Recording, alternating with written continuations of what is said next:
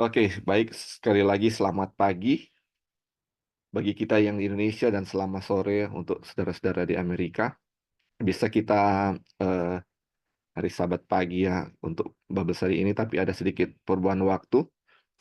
Dan saat ini kita akan melanjutkan kita punya pelajaran dari buku Everlasting Covenant. Saat ini sudah di chapter 23 ya. Sudah di chapter 23. Tapi seperti biasa kita akan review sedikit dari pelajaran waktu lalu di chapter 22 yang judulnya Water from the Rock atau Living Water atau air yang keluar dari batu, yaitu air kehidupan. Jadi di chapter 22 ini sudah dibahas kemarin oleh Brother Dolphin, dan di chapter 22 ini dimulai dengan satu lirik, penggalan lirik dari Rock of Ages ya, Rock of Ages, Cleft for me. Kalau bahasa Indonesia, padamu batu saman. Jadi ini bagus sekali kalau kita lihat lagi dia punya lirik-lirik padamu batu saman. Kayaknya setelah mempelajari pelajaran ini lebih menjiwai ketika kita mendengar akan lagu ini. Jadi saya ambil lagu ini dari YouTube dan mungkin kita bisa dengar sama-sama penggalan lagu ini ya. Oke. Sudah-sudah bisa dengar ya suaranya kalau bisa dengar ya. Bisa, Li. Oke, ya.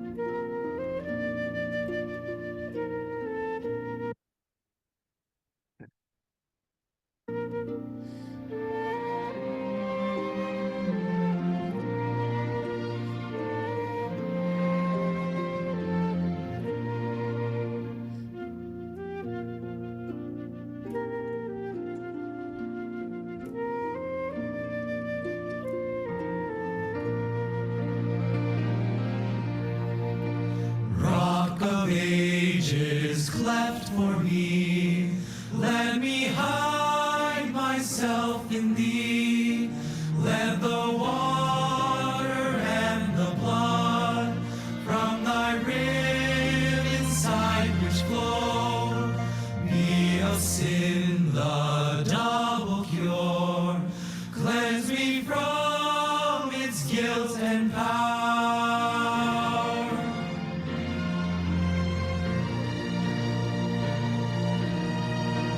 Not the labors of my hands can fulfill thy law's demands.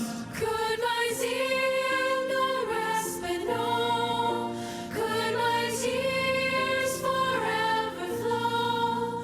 All for sin could not atone. Thou must save, and thou alone. When my pilgrimage I close, victor o'er the last of foes, when I soar to worlds unknown, and behold thee on thy throne, Rock of ages, cleft for me, let me hide myself in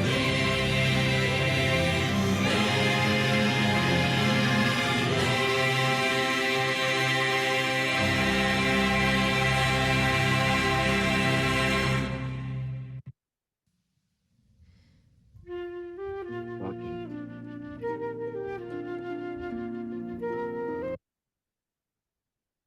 Ya, oke. Itu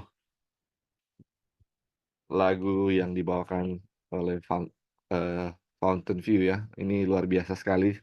Dia punya lirik di mana ini batu saman atau ini batu ini menjadi tempat perlindungan. Jadi ini dari lagu ini kita tahu bahwa batu ini bukan lain adalah Kristus. Batu ini yang dibilang di sini kita punya dosa nggak bisa diampuni selain daripada Dia ya. Ini tempat aku bersembunyi.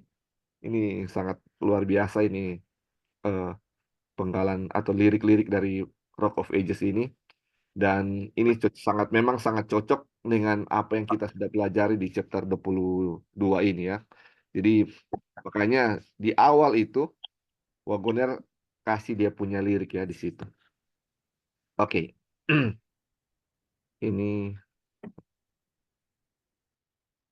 ya. Oke, ini peta yang waktu lalu kita sempat lihat dan sudah pernah di-share juga ya. Ini tentang perjalanan bangsa Israel dari Mesir menuju ke tanah Kanaan. Dan di chapter, kalau kita lihat ya, ini ada nomor-nomornya. Dan di chapter ini, kita sudah sampai di nomor 7 ini.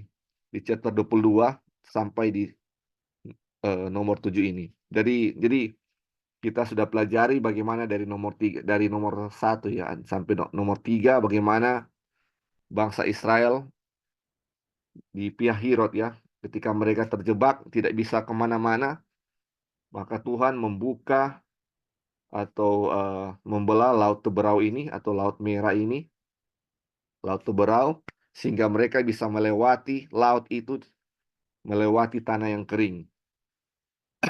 Dan ketika mereka melewati Laut Teberau ini, mereka menyanyikan lagu kemenangan yang memang sangat luar biasa bagaimana mereka menyanyikan apa yang Tuhan baru saja lakukan bagi mereka, di mana kuasa Tuhan yang sangat besar sudah membuka laut itu, membelah laut itu. Dan mereka sudah bernubuat bahwa ketika membuka laut ini, bangsa-bangsa yang di sekitar mereka akan gentar ketika mendengar hal tersebut. Dan memang betul ya, bangsa-bangsa di sekitar mereka gemetar ketika mendengarkan hal ini. Nah, dalam perjalanan mereka, ketika setelah menyanyikan lagu itu, 3 hari setelah itu mereka sampai di Mara ya. Ini kita lihat di nomor 4. Ini dia punya. Ini ya. Oke. Sampai di Mara dan apa yang terjadi? Mereka sudah kehausan di sana. Jadi kita tahu ya kalau kita melewati atau berjalan melewati eh, padang gurun itu memang cuacanya sangat panas di siang hari dan sangat dingin di malam hari. Dan air merupakan suatu kebutuhan yang paling penting ketika kita akan melewati melewati padang gurun.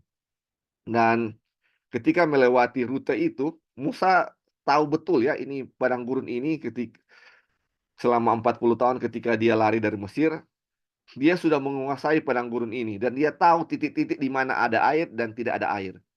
Dan ketika dia melihat ini tiang awan sudah menuntun mereka menuju ke Marah, dia rasa khawatir ya. Ini sebentar lagi mereka akan sampai di Marah. Akhirnya itu pahit. Dia tahu di situ dan dia mulai gelisah ketika dia tahu bahwa Tuhan menuntut mereka ke sana. Tuhan menuntun mereka ke sana. Ini kita bisa lihat ya di buku para nabi dan bapa. Dia mulai gelisah ketika Tuhan menuntun mereka ke sana karena dia tahu airnya pahit. Dan betul saja ketika bangsa Israel sampai di Mara, mereka itu kegirangan ketika melihat air itu. Mereka bersorak-sorai, ada air. Jadi orang yang sudah kehausan dan lihat air memang dia punya ekspresi, aduh sangat luar biasa ya, sangat excited sekali ketika melihat air. Tetapi apa yang terjadi? Ada kekecewaan di sana ketika mereka minum itu air itu berasa pahit. Jadi persungutan kedua ya, pertama di Pihahirot ketika mereka sudah tidak tahu mau kemana, akhirnya Tuhan membelah laut dan mereka menyanyikan lagu yang sangat luar biasa. Dan kita tahu ya lagu itu adalah lagu iman yang nanti juga akan dinyanyikan oleh orang-orang yang akan masuk ke tanah Kanaan surgawi. Dan dibilang kalau saja mereka tetap menyanyikan lagu yang mereka nyanyikan itu, mereka mungkin nggak akan bersungut di sini. Tapi rasa haus di padang gurun membuat mereka lupa apa yang sudah mereka nyanyikan di sana. Dan apa yang terjadi? Mereka bersungut-sungut 3 hari sesudah hal yang hebat itu mereka lalui. 3 hari, saudara. Bukan hitungan minggu, bukan hitungan tahun, tetapi hitungan hari. Mereka sudah lupa apa yang Tuhan telah lakukan mereka dengan dahsyat. Air saja, air laut saja Tuhan bisa belah, tetapi ini air untuk merubah menjadi manis saja mereka sudah ragu kepada Tuhan. Ini yang terjadi ya saudara-saudara. Mereka bersungut kepada Musa, dan untuk mengubah air dari pahit menjadi manis bukan suatu hal yang susah bagi Tuhan. Dia hanya menggunakan sebatang kayu dan dilempar ke air itu, dan air itu berubah menjadi manis. Nah, setelah dari Mara mereka pindah ke Elim ya. Mereka berangkat ke Elim, dan di sini di Elim ini sudah kita pelajari ya. Di Elim ada 12 mata air dan 70 pohon korma. Dan mereka merasa nyaman di tempat ini.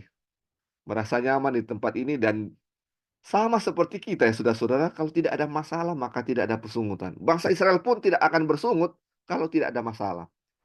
Jadi ada 12 mata air, pohon korma, mereka merasa nyaman di situ, tidak ada persungutan. Hampir 1 bulan setelah meninggalkan Mesir, tidak ada persungutan di situ. Nah, setelah mereka melanjutkan perjalanan dari Elim, dan mereka sampai di padang gurun Sin. Di sini, di padang gurun Sin ini persediaan makanan mulai menipis. Belum kelaparan, saudara ya. Belum kelaparan, tapi sudah menipis. Dan mereka sudah bersungut-sungut lagi kepada Tuhan. Kepada Musa, ya, kepada Tuhan dan kepada Musa.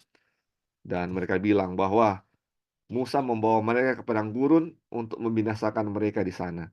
Mereka bilang, walaupun mereka kerja paksa atau diperbudak di Mesir, tetapi apa? Mereka kenyang terus. Banyak makanan yang mereka bisa makan, segala sesuatu di Mesir. Dan dalam persungutan ini, Tuhan memberikan mereka roti dari surga atau mana dari surga. Dan ini kita sudah pelajari ya di chapter 21. Jadi makanan yang mereka makan ini adalah roti atau sesuatu yang turun dari surga. Jadi ini turun dari langit. Dan satu hal yang harus mereka sadari bahwa itu berasal dari Tuhan ya. Itu berasal dari Tuhan. Tidak ada hal yang lain yang bisa membuat bahwa ini mungkin mereka dapatkan dari sesuatu yang lain. Tetapi ini, hal-hal ini tidak ada alasan ya bahwa ini pasti ini turun dari surga. Dan apa yang mereka makan itu adalah makanan, atau itu adalah Kristus sendiri yang mereka makan. Sama seperti yang terjadi waktu Tuhan Yesus memberikan makan 5.000 orang ya. Dan itu semuanya apa? Berasal dari surga. Dan ini dihubungkan juga dengan perjamuan, di mana ketika makan roti itu Tuhan bilang apa? Roti yang kamu makan itu adalah tubuhku. Anggur yang kamu minum adalah darahku. Dan itu benar-benar secara bukan secara literal bahwa makanan yang kita makan itu adalah apa? Tubuh Kristus. Kenapa begitu? Karena ada 2 alasan ya, sudah kita bahas. Pertama, bahwa roti yang terbuat dari gandum itu bertumbuh karena firman Tuhan. Waktu di Kejadian, kita sudah tahu semua yang bertumbuh itu berasal dari firman Tuhan. Dan ketika gandum itu diolah menjadi roti, berarti roti itu berasal dari apa? Firman Tuhan. Dan kedua adalah ketika Tuhan bilang, inilah tubuhku, firman yang sama yang menjadikan langit dan bumi, ketika dia bicara jadilah terang dan terang itu jadi, firman yang sama ketika dia berbicara inilah tubuhku, itu benar-benar adalah tubuh Kristus. Jadi ketika kita makan roti itu, kita makan bukan makan roti, tetapi kita makan tubuh Kristus. Dan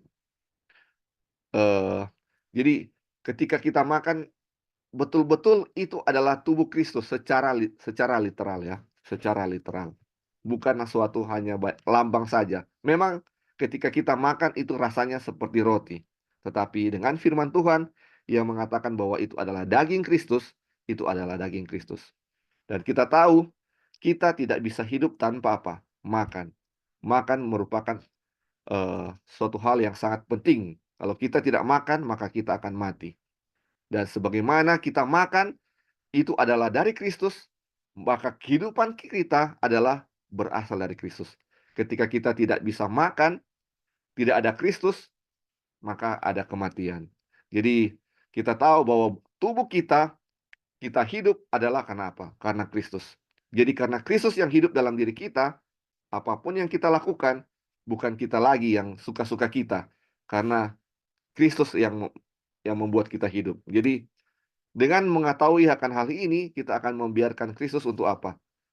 Untuk bisa mengontrol kita. Dan ketika kita melakukan suatu kejahatan, kita, aduh ini bukan saya sendiri ya, bukan saya sendiri, tapi Kristus.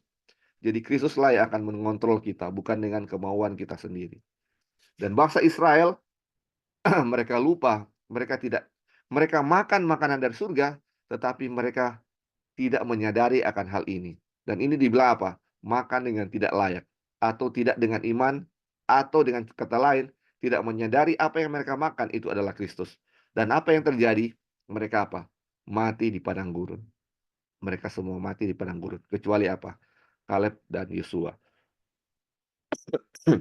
Baru setelah itu mereka lanjut perjalanan dari padang gurun Sin. Di nomor 6, mereka sampai di Refidim. Nah, di Refidim ini tidak ada persediaan air. Apa yang terjadi? Mereka bersungut-sungut lagi dan mereka hampir melempari Musa dengan batu. Dan inilah yang dibahas di chapter 22 ini. Bagaimana ketika mereka bersungut-sungut, Tuhan melakukan sesuatu hal, yaitu membuat batu mengeluarkan air. Ini kita baca ya. Ketika terjadi persungutan, makanya ini ya. Berfirmanlah Tuhan kepada Musa, berjalanlah di depan bangsa itu dan bawalah beserta engkau beberapa dari antara para tua-tua Israel. Bawalah juga di tanganmu tongkatmu yang kau pakai memukul sungai Nil dan pergilah. Maka aku akan berdiri di sana di depanmu di atas gunung batu di Horeb. Haruslah kau pukul gunung batu itu dan dari dalamnya akan keluar air sehingga bangsa itu dapat minum. Jadi, saudara-saudara, ketika ada persungutan di sana, Tuhan dibilang apa? Dia akan berdiri di sana di depanmu di atas gunung batu. Jadi Tuhan berdiri di atas gunung batu di Horeb. Dan apa yang terjadi? Musa pukul itu batu dan batu itu mengeluarkan air. Ini kita lanjut, dia bilang ya. Demikianlah diperbuat Musa di depan mata tua-tua Israel. Dinamailah tempat itu Masa dan Meribah. Oleh karena orang Israel telah bertengkar dan oleh karena mereka telah mencobai Tuhan dengan mengatakan, adakah Tuhan di tengah-tengah kita atau tidak? Jadi chapter 22 ini dimulai dengan suatu masalah dengan mempertanyakan, adakah Tuhan di tengah-tengah kita atau tidak? Ini, makanya ketika mereka mempertanyakan ini, Tuhan bilang apa?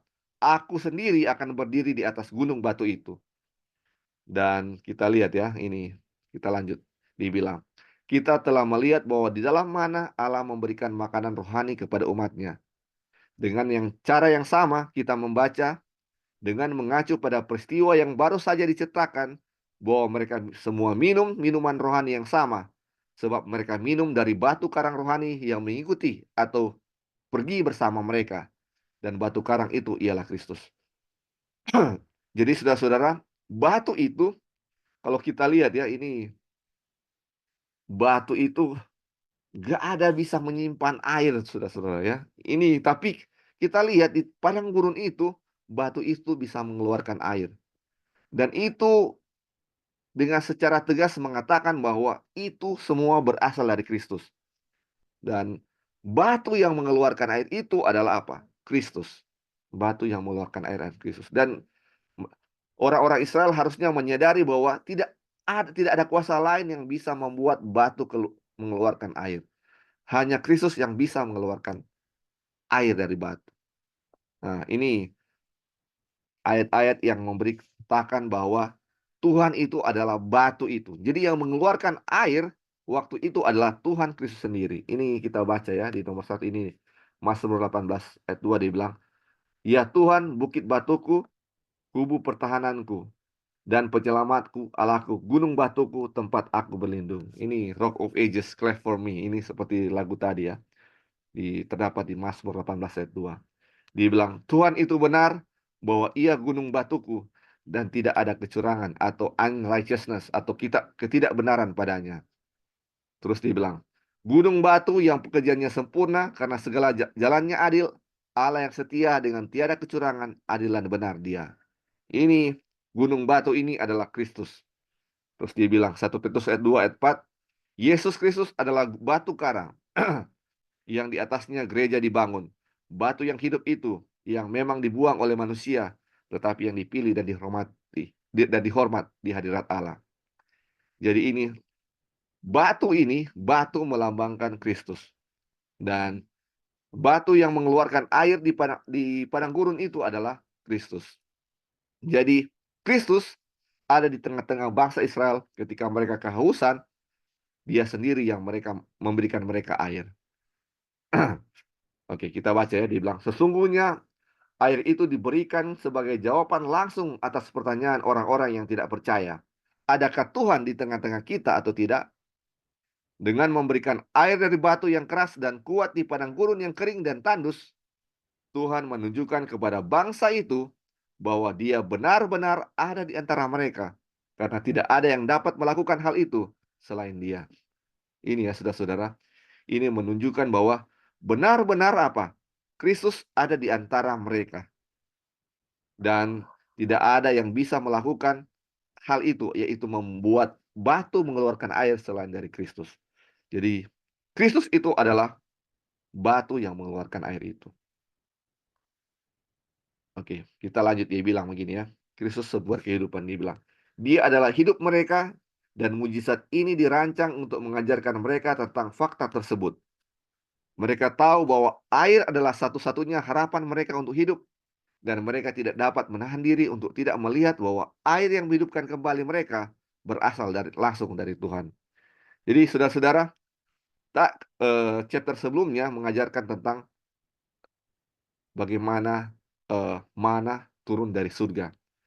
Manusia tidak bisa hidup tanpa makanan. Dan Tuhan menurunkan roti dari surga. Dan tidak ada yang bisa menurunkan roti dari surga selain Tuhan sendiri atau Kristus sendiri. Jadi kehidupan mereka adalah Kristus. Sekarang air ini adalah sumber kehidupan juga. Air sangat penting ya. Sama halnya dengan makanan, kalau kita tidak minum, kita bisa mati. 2 hari saja kita tidak minum, kita bisa dehidrasi, kekurangan cairan. Dan tubuh kita 2/3-nya adalah air. Kekurangan cairan sangat berbahaya ya. Bisa akibatnya adalah kematian. Dan apa yang terjadi?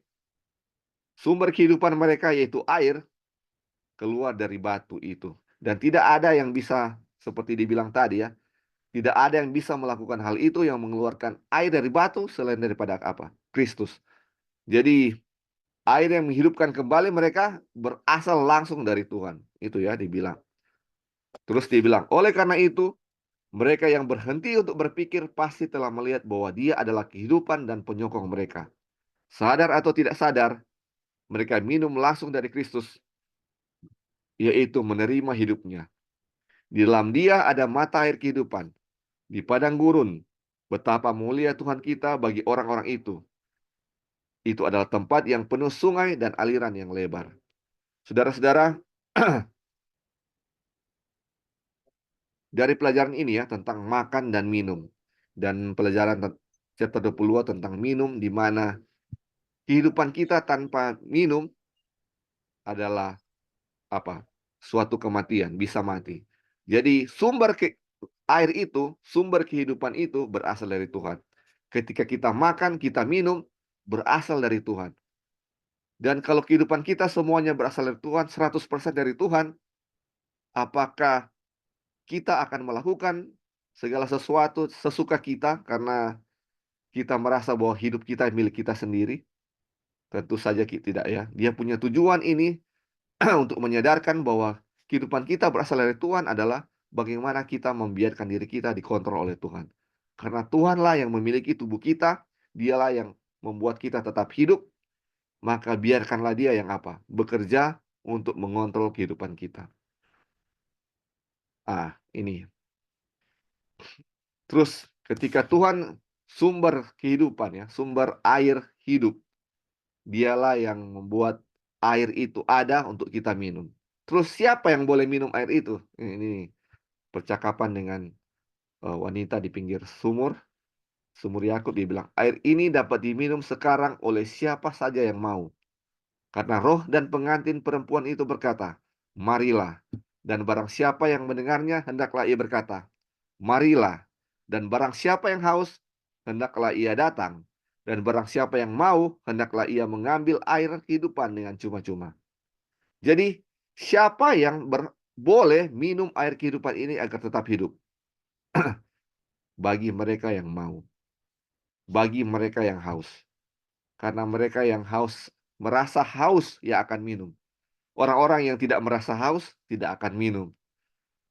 Dan ini ya, sama dengan bagaimana orang-orang yang berdosa lah yang merasa bahwa mereka memerlukan pengampunan. Orang-orang yang haus lah yang merasa bahwa mereka perlu untuk minum. Mereka yang tidak haus tidak akan mencari minum ya saudara-saudara. Orang-orang yang tidak merasa berdosa tidak akan mencari Tuhan untuk pertolongan. Orang-orang yang merasa sakit saja yang akan mencari dokter untuk pertolongan. Orang-orang yang tidak merasa sakit tidak akan mencari dokter untuk pertolongan. Jadi mereka yang merasa haus ya akan mencari air ini, air kehidupan. Orang-orang yang maulah yang akan mencari air kehidupan ini. Jadi dengan pelajaran ini juga mengajarkan bahwa kita itu adalah orang-orang yang membutuhkan air, orang-orang yang haus. Kita harus apa? Minum. Kalau tidak minum kita mati. Dan sumbernya adalah apa?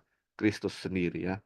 Jadi kehidupan kita berasal dari Kristus dan kehidupan kita bergantung sepenuhnya kepada Kristus. Dan hidup kita 100% adalah Kristus, maka biarlah Kristus yang mengontrol kehidupan kita 100%. Apa yang Dia mau, itulah yang kita lakukan. Karena bukan kita sendiri yang mengontrolnya, tetapi Kristus yang mengontrol dalam kehidupan kita.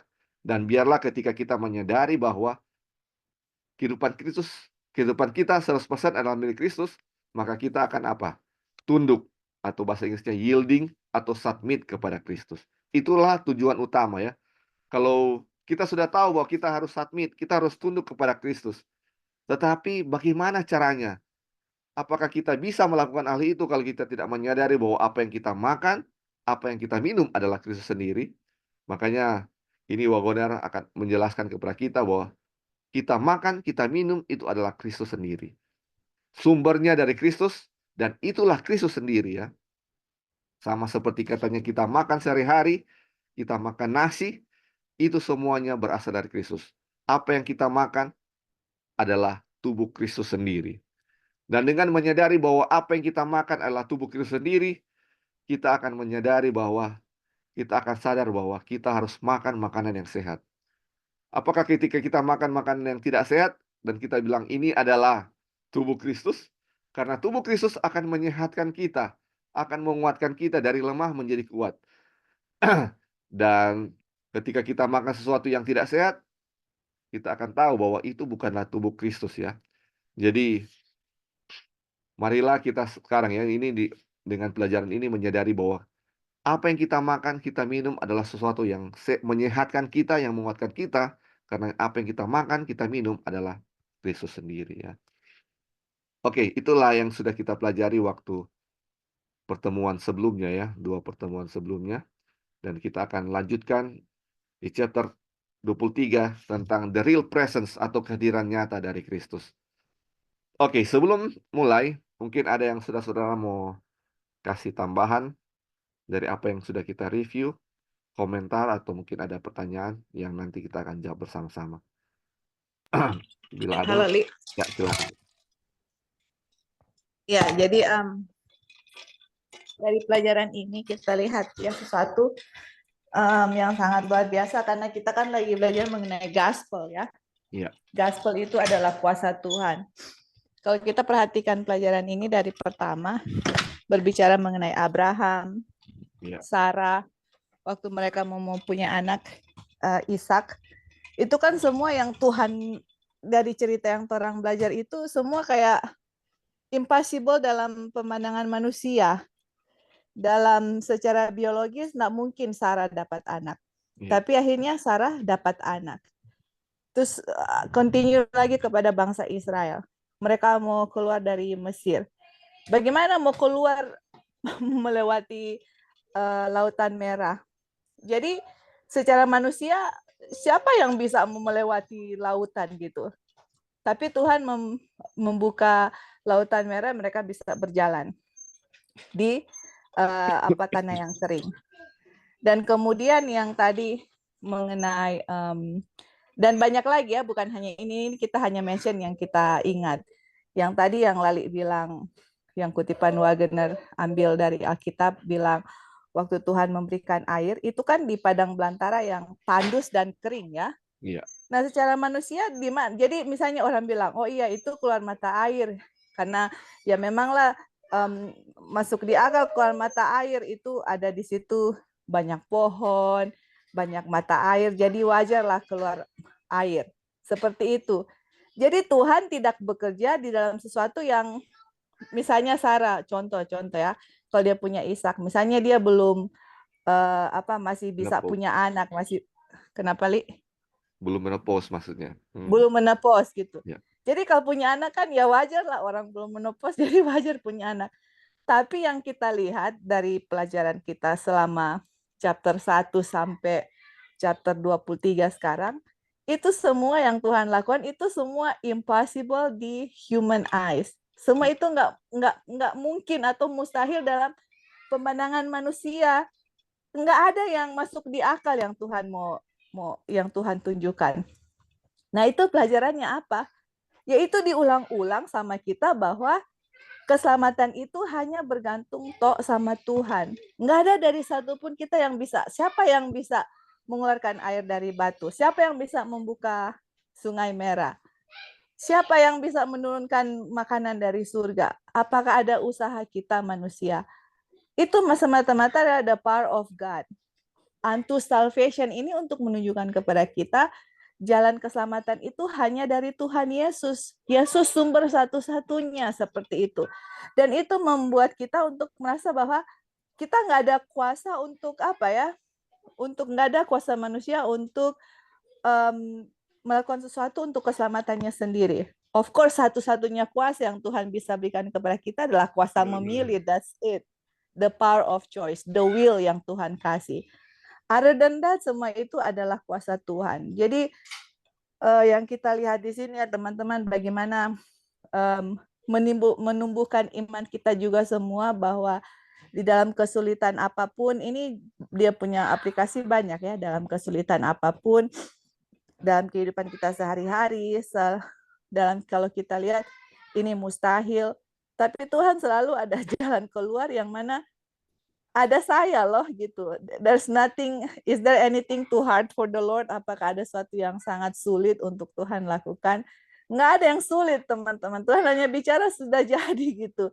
Jadi ini benar-benar menunjukkan betapa besar kuasa Tuhan dan dahsyat, dan juga satu pelajaran yang sangat penting yang kita lihat bahwa saya dulu ya di dalam belajar Alkitab, kebanyakan fokusnya di mana kegagalan umat Tuhan.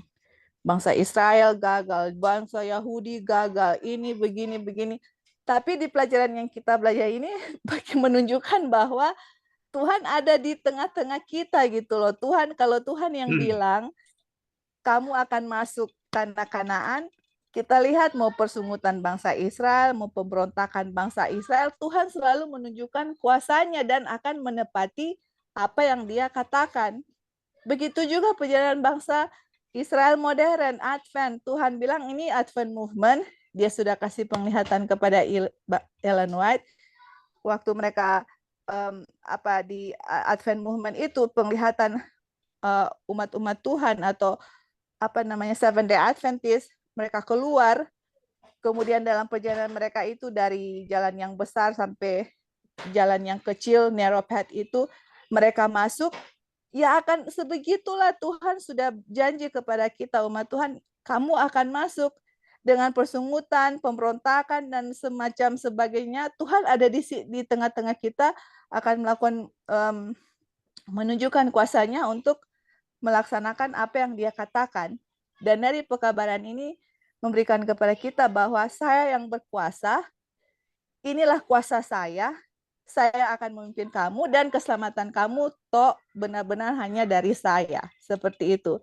Dan dengan cerita ini menunjukkan bahwa inilah kuasa Tuhan, teman-teman. Jadi dari sesuatu yang sangat impossible, disitulah Tuhan bekerja. Kalau kalian lihat cerita bangsa Israel, selalu di situ ya, di titik di mana there is no other way. Kita mau bikin apa sekarang? Udah mati istilahnya. Pilihannya hanya mati, nggak minum mati. Bangsa Israel keluar dari Mesir. Tentara Mesir sudah kejar dari belakang. Mau kemana? Ya udah mati kan istilahnya, kalau mereka Tuhan nggak mencampur tangan, ya mereka mati, akan dibunuh oleh bangsa tentara Mesir. Tapi justru di saat kita menghadapi kematian, there is no choice, disitulah kuasa Tuhan dimanifestasi, yang benar-benar kita akan bilang, wow, this is must be God. Ini Tuhan ini, bukan manusia, karena what can man do gitu loh, nggak ada, hanya this is the only God yang bisa bikin tanpa ada kuasa manusia. Nah inilah gospel ya teman, ini sangat dahsyat, the power of God unto salvation. Jadi kalau kita baca Roma 1 ayat 16, the gospel, ini luar biasa teman-teman. Gospel ini sangat, kalau kita bicara kuasa Tuhan dengan mengerti akan buku Everlasting Covenant, benar-benar kita akan goyang-goyang kepala, yang mana wow, luar biasa kuasa Tuhan. Ini gospel ini bukan main-main, karena memang ini adalah kuasa Tuhan yang dimanifestasikan di tengah-tengah kita, di mana nggak ada kuasa manusia yang menyelamatkan selain kuasa Tuhan saja. Oke, thank you, Li. Ya, thank you. Jadi memang dari setiap waktu ya, dari zaman Abraham sampai ke zaman Israel sekarang ya, Tuhan selalu menunjukkan dia punya kuasa. Dan ini sama seperti dibilang tadi ya, itu harusnya Tuhan yang bikin itu ya, bukan yang lain ya. Sama seperti eh, siapa Abraham dan Sarah. Kenapa Tuhan harus menunggu ketika Sarah sudah tua, sudah menopause, dan kita tahu dia juga memang mandul dari mudanya, sudah mandul dari muda, tetapi dia menunggu sudah menopause, sudah terlalu tua untuk bisa melahirkan. Bahwa dia menunjukkan bahwa itu benar-benar hanya dari Tuhan saja yang bisa membuat itu. Jadi nggak ada 1% untuk berpikir bahwa itu bukan dari Tuhan. Oh mungkin kebetulan dia bisa melahirkan ya. Tidak ada 1% yang mau bilang bahwa itu bukan dari Tuhan. 100% itu harus menyatakan bahwa itu dari Tuhan. Ketika bangsa Israel akan melewati Laut Teberau, jadi nggak ada mau kemana ya, nggak ada bisa kemana-mana, pasti mereka mati. Ketika membelah lautan itu, hanya Tuhan yang bisa 100%. Tidak ada satu alasan bahwa itu bukan Tuhan ya. Sama seperti ketika dia memberikan mana dari surga, itu menunjukkan bahwa 100% Tuhan yang berikan mana itu. Ketika dia memberikan air itu di padang gurun keluar dari batu, tidak mungkin, dan itu adalah suatu mustahil bahwa batu bisa mengeluarkan air. Dan ketika batu itu mengeluarkan air, menyadarkan bahwa itu 100% berasal dari Tuhan. Dan ini menunjukkan kuasa Tuhan yang sangat besar. Sangat besar. Dan dengan pelajaran-pelajaran ini, saudara-saudara, kita diberikan suatu kesensitifan ya, bahwa Tuhan ada di dalam setiap kehidupan kita. Kita harus menyadari bahwa kehidupan kita, apa yang kita makan, kita minum, itu semuanya dari kuasa Tuhan. Walaupun kita tidak melewati apa yang bangsa Israel lewati, apa yang mereka lihat, tetapi dengan ini kita akan lihat bahwa hal itu sama seperti ketika bangsa Israel melihat air keluar dari batu. Begitupun sekarang kita akan melihat bagaimana Kristus atau air itu bisa keluar dari Kristus sendiri atau dari batu. Dan kita akan melihat bahwa kehidupan kita sepenuhnya bergantung kepada Kristus, sama seperti apa bangsa Israel waktu itu. Oke, mungkin ada lagi yang mau kasih tambahan sebelum kita akan mulai untuk chapter 23 ini tentang kehadiran nyata. Oke, kalau belum ada kita Halo. akan ya, oke, silakan ya. Ya di pelajaran waktu lalu itu ada yang bagus sekali yang kita baca-baca ulang tentang Yesus yang tersalib Iya, iya. di hadapan bangsa Israel di padang gurun. Mulai dari judul itu sampai selesai, di situ kan dijelaskan ya batu yang hancur itu yang mengeluarkan air kehidupan yang adalah hidup Kristus sendiri yang memberikan kehidupan kepada bangsa Israel. Itu kalau bangsa Israel mengenal batu yang hancur itu, mereka itu minum di dalam kebenaran, minum dengan iman, sehingga Roh Kudus yang adalah air kehidupan, yang adalah darah Kristus yang menyucikan dosa mereka, itu Wagner tulis ya, Hmm. itu mereka bisa melihat dengan iman Yesus yang tersalib Iya, iya. di batu itu. Jadi apa ya, eh, Roh Kudus ini akan memampukan mereka untuk melihat batu yang tersalib, sama seperti yang kemarin saya sempat singgung yang dijelaskan juga di sini, bahwa mereka akan melihat seperti Paulus mengkhotbahkan kepada orang-orang Galatia Yesus yang tersalib, dan mereka bisa melihat betul-betul Yesus ada di depan mereka tersalib. Hmm. Dan em, apa sorry ya, soalnya ada itu di sini ada mic ribut-ribut jadi dan Oh, nggak enggak dapat konsentrasi. dengar. Enggak tahu dapat dengar. Ya. Oh nyanda ya. Ya.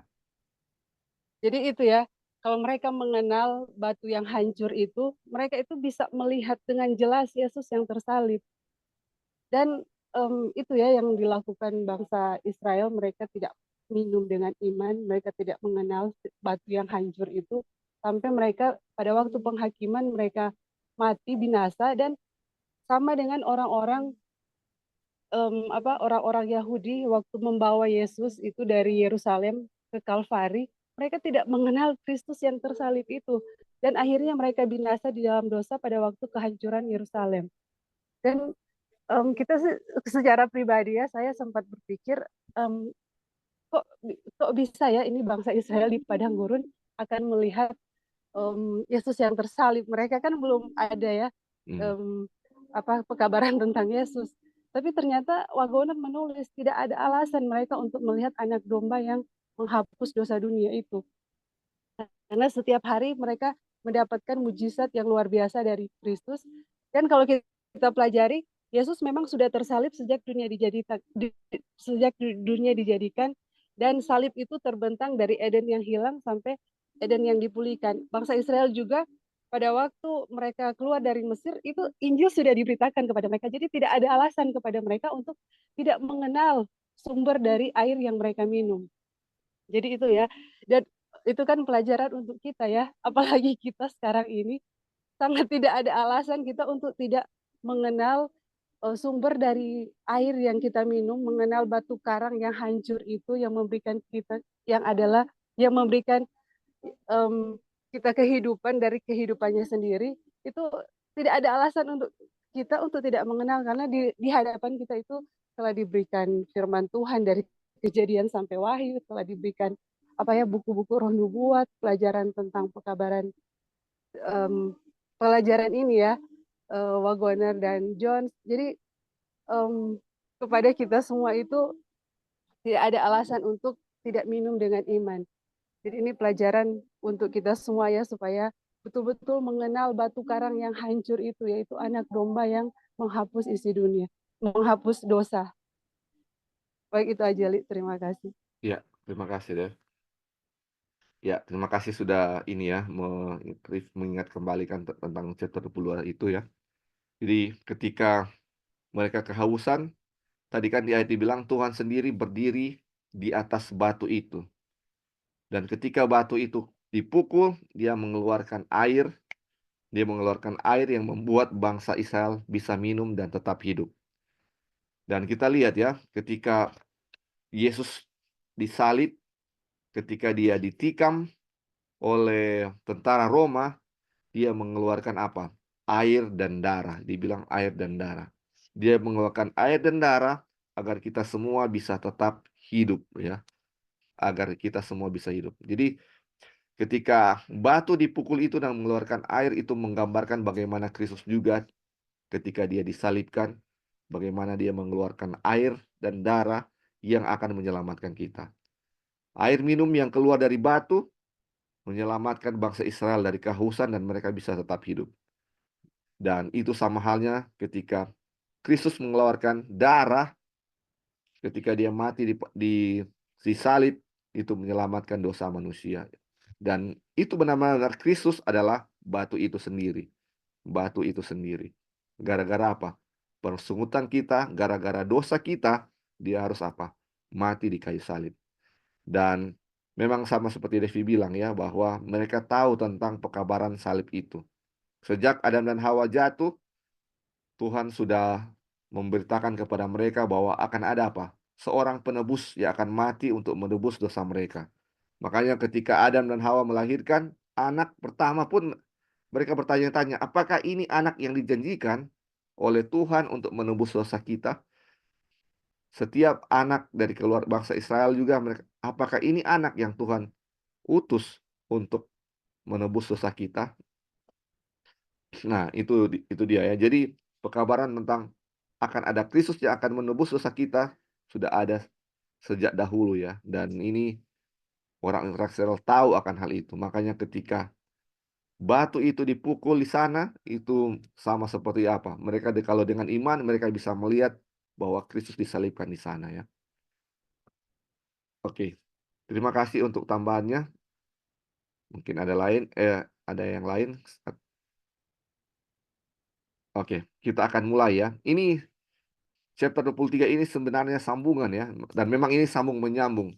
Dan ini masih ada hubungannya dengan chapter 22. Ini tentang the real presence atau kehadiran nyata. Bagaimana ketika Kristus ketika Musa ketika bangsa Israel bersungut dan dia bilang kepada Tuhan bahwa Tuhan, mereka akan melempari saya dengan batu, dan Kristus bilang, saya akan apa? Berdiri di atas batu karang itu, di atas gunung batu itu. Pergi, panggil tua-tua dan pukul batu itu, dan batu itu akan mengeluarkan air. Dan ini betul-betul apa? Kristus ada di tengah-tengah mereka waktu itu. Oke, kita akan baca ya. Sorry. Dibilang, dalam sungut-sungut mereka,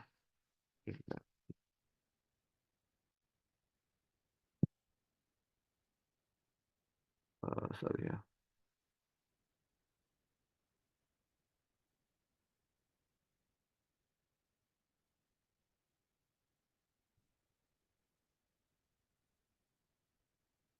Oke. Dalam sungut-sungut mereka akan air, bangsa itu berkata, apakah Tuhan ada di tengah-tengah kita atau tidak? Tuhan menjawab pertanyaan itu dengan cara yang paling praktis. Dia berdiri di atas batu karang di Horeb dan memberi mereka air sehingga mereka dapat minum dan hidup. Ini. Dia benar-benar ada di sana secara pribadi. Itu adalah kehadirannya yang sesungguhnya. Ia ada di sana tidak lain karena mereka tidak dapat melihatnya. Waduh.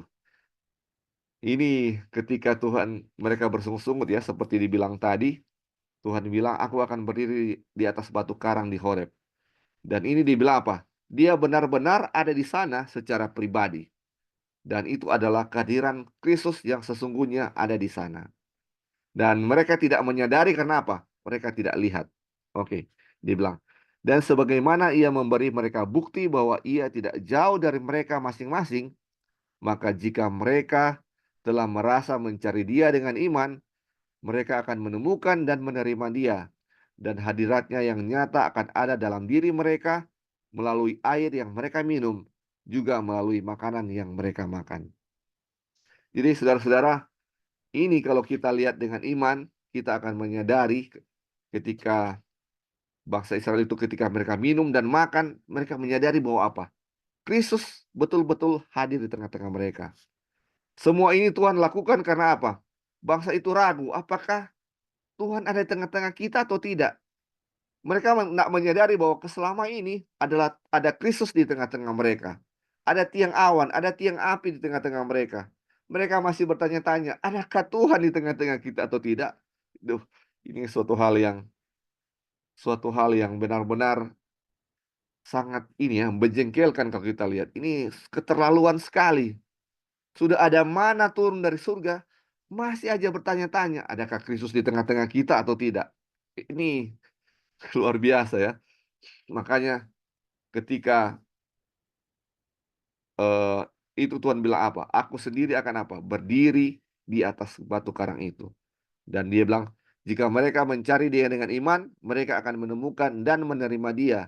Dan hadiratnya yang nyata akan ada dalam diri mereka melalui air yang mereka minum. Jadi ini menegaskan bahwa ketika hal itu terjadi, mereka minum air itu adalah apa? Dari Kristus sendiri. Kristus sendiri. Dan Kristus benar-benar hadir di tengah-tengah mereka. Oke, kita lanjut ya, baru saudara tambahkan. Ini, yang terlihat dan yang tak terlihat. Melalui hal-hal yang terlihat, Tuhan mengajarkan kita tentang realitas dari hal-hal yang tidak terlihat. Hal-hal yang tidak dapat dilihat oleh mata fana jauh lebih nyata dan kekal daripada apa yang dapat dilihat oleh mata kita. Karena yang kelihatan adalah sementara, sedangkan yang tak kelihatan adalah kekal. Di 2 Korintus 4 ayat 18. Jadi dari hal-hal yang terlihat, dari batu yang mengeluarkan air, Tuhan mengajarkan kita tentang apa? Hal-hal yang tidak terlihat bahwa apa? Ada dia di dalam batu itu. Ada dia di atas batu sedang berdiri. Tuhan mengajarkan bahwa dialah batu itu yang tidak bisa mereka lihat. Tetapi mereka bisa lihat apa? Air itu ya. Ini hal-hal yang dahsyat ini mengajarkan bahwa ada sesuatu yang tidak terlihat. Yang eh, tidak terlihat, yang ada, yang betul-betul nyata di tengah-tengah mereka ya. Yaitu Kristus sendiri. Terus dibilang, yang kelihatan adalah sementara, sedang yang tak kelihatan adalah kekal. Itu ya, Kristus sendiri itu ya. Terus dibilang, ada sinar-sinar cahaya yang sama sekali tidak terlihat, namun lebih kuat daripada yang dapat ditangkap oleh mata kita. Uap yang tak terlihat, yang terus naik dari bumi, sama nyatanya dengan hujan yang kemudian turun dalam bentuk banjir. Saudara-saudara, kita nggak bisa lihat uap ketika dia menguap naik ke awan-awan, naik ke awan-awan yang nantinya akan turun seperti hujan. Kita hanya bisa melihat apa? Hujan yang turun, kita tidak lihat uap itu. Dan apakah dengan kita tidak lihat uap itu bahwa uap itu tidak nyata? Uap itu apa? Nyata ya. Walaupun tak terlihat, dia nyata. Dan buktinya adalah apa? Hujan yang turun dari surga ya. Hujan yang turun dari langit. Oke, dia bilang, orang-orang Israel minum air dari batu karang di padang gurun, dan batu karang itu ialah Kristus. Tetapi air yang mereka minum sama sekali tidak berbeda dengan air yang sering mereka minum sebelumnya. Air itu memuaskan dahaga manusia dan binatang dan menghidupkan kembali tumbuh-tumbuhan sama seperti aliran air lainnya. Jadi saudara-saudara, air yang mereka minum rasanya sama dengan air yang mereka pernah minum sebelumnya. Mungkin air yang mereka minum sama dengan rasanya seperti air yang mereka minum di Mara ya, yang sudah Tuhan buat menjadi manis. Sama seperti air yang mereka minum di Mesir. Makanya mungkin mereka merasa bahwa ini eh, biasa-biasa saja ya, ini air yang mereka minum. Tetapi dibilang ini berasal dari apa? Kristus. Dan mungkin rasanya sama, tetapi itu air situs adalah Kristus ya. Terus dibilang, itu seperti air yang mengalir dari bebatuan di pegunungan. Banyak dari kita telah melihat air itu memancar dengan murni dan segar dari permukaan batu. Dan siapakah yang tidak berhenti sejenak untuk menatap dan mengagumi alirannya yang tak henti-hentinya? Jadi ini mungkin kalau kita lihat ya, kalau misalnya ada mata air di gunung batu ya, atau pegunungan misalnya, ketika dia keluar air itu kita takjub ya, aduh ini luar biasa ini mata air ini. Kalau di Minahasa Tenggara ya, di Ratahan itu ada namanya air konde. Itu air itu keluar dari dalam eh, kayak gua begitu ya, dari dalam tanah itu. Dan air itu nggak berhenti keluar ya, itu segar sekali itu airnya. Dan itu Jadi ada seperti kolam yang di situ, jadi mereka bisa mandi. Tetapi sumber airnya dari dalam gua itu ya, dari dalam tanah itu. Dan itu ketika kita lihat, wah luar biasa ini air ini ya. Musim panas, musim panas sekalipun dia tetap keluar dari dalam gua itu ya. Dan itu airnya sangat dingin, sangat segar ya, sangat segar. Dan kita nggak berhenti untuk mengagumi, ini sangat luar biasa ini. Jernih dan bersih. Mungkin ya. Dan ini bilang kita kagum ketika melihat hal-hal ini. Terus dia bilang ya, pernahkah kita berpikir ketika memandangnya bahwa air itu datang langsung dari Kristus seperti yang terjadi di padang gurun Sinai? Jika tidak, kita tidak memiliki alasan untuk merasa heran akan kebutaan anak-anak Israel di padang gurun, atau untuk memarahi mereka karena ketidakpercayaan dan kekerasan hati mereka. Saudara-saudara, ketika kita melihat hal-hal seperti itu ya, ketika lihat mata air, atau seperti kita lihat air konde ya, yang ada di rataan itu. Apakah kita berpikir bahwa air itu berasal dari Kristus? Kalau kita tidak pernah berpikir ketika kita lihat mata air atau kita lihat air, bahwa itu berasal dari Kristus, kita bilang kita tidak memiliki alasan untuk merasa heran akan kebutaan anak-anak Israel di padang gurun, atau untuk memarahi mereka karena ketidakpercayaan dan kekerasan hati mereka. Jadi saudara-saudara, sama halnya kalau ketika kita lihat mata air yang begitu luar biasa, terus kita tidak merasa bahwa itu dari Kristus, kita sama halnya dengan apa? Bangsa Israel yang ketika mereka minum air dari batu itu dan merasa bahwa memang air itu keluar dari batu hanya untuk membuat mereka tidak haus lagi dan tidak merasa bahwa itu berasal dari Tuhan. Ini mereka kayak buta ya, bahasa Israel kayak buta bahwa itu berasal dari Tuhan. Dan kita sama-sama butanya dengan mereka kalau kita merasa bahwa air itu berasal dari Kristus sendiri. Aduh. Dan kalau seperti itu, tidak ada alasan untuk marah atau kesal dengan mereka. Kok mereka ada mana turun dari surga, kok cuma air ini mereka nggak menyadari bahwa itu juga dari Tuhan juga. Kita kesal kepada mereka sementara kita melakukan hal yang sama, bahkan lebih parah daripada apa? Bangsa Israel. Aduh, luar biasa ya. Oke, saudara-saudara, sampai di sini ada yang mau tambahkan dari yang terlihat dan yang tak terlihat. Ya, Ya, halo, silakan Li. Budi. Ya, oh ya, silakan Joy. Baru nanti pendeta. Ya. Oh, oke, ya ya. Jadi pelajarannya ini sangat menegur saya pribadi. Kenapa? Karena di saat Tuhan memberikan kepada kita berkat ya, makanan atau minuman, ini pelajaran menegur kita yang mana kalau bangsa Israel kan mereka lihat mata air kan keluar terus-menerus dari batu. Terus kalau kita lihat mata air, terus apakah kita menyadari bahwa itu berasal dari Kristus gitu? Dan kalau kita nggak menyadari seperti itu, ya sama aja kan sama dengan bangsa Israel ya, tidak menyadari bahwa itu adalah Kristus sendiri, sumbernya dari Kristus gitu.